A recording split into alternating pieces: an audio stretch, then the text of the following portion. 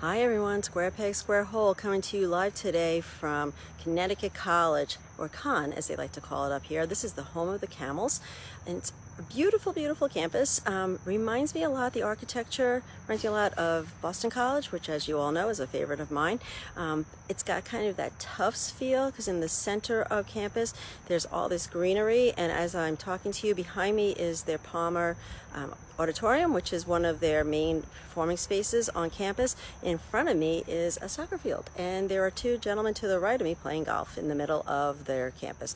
So it's definitely a tight-knit campus. Even though it's pretty big, 750 acres, it still is it's still small, right? And it's got that really walkable feeling to it. My husband and I just took a tour around, and in about 15 minutes we were able to span a good portion of the campus. So if you're looking for a really walkable place with kind of that Gothic feel to it, 2,000 undergrads, no grad students, so the focus is all on you, Connecticut College could be the right space for you. All right, so let's talk about some of the nuances with it. It's located up here in New London, Connecticut, so just down the hall is the Coast Guard. New London is a small city, easy to get to because you can just hop right on the ferry out of Orient if you're coming from Long Island. This place is known for humanities, for interdiscipline, for the performing arts. As a matter of fact, a lot of their dancers here will take time off and go study with some professional studios, so I thought that was really interesting to see that. They focus a lot on what they call the connection here, so that's this whole idea of pulling everything together from your academics, and that's through some first year courses. It goes through like a pathways process, and you end up with the senior project that you present at the All College Symposium at the end of your 4 years. So it's really focused on the student here, which I love.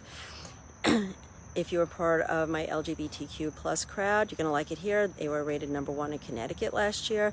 They have some sports as well. They are the D3 Camels. Their mascot is Humphrey. They are really known here for soccer, hockey, some swimming. So if that's your speed, this might be a good place for you as well. Diversity needs a little bit of help, but they are working on it, right? So it's 40% men, 60% women.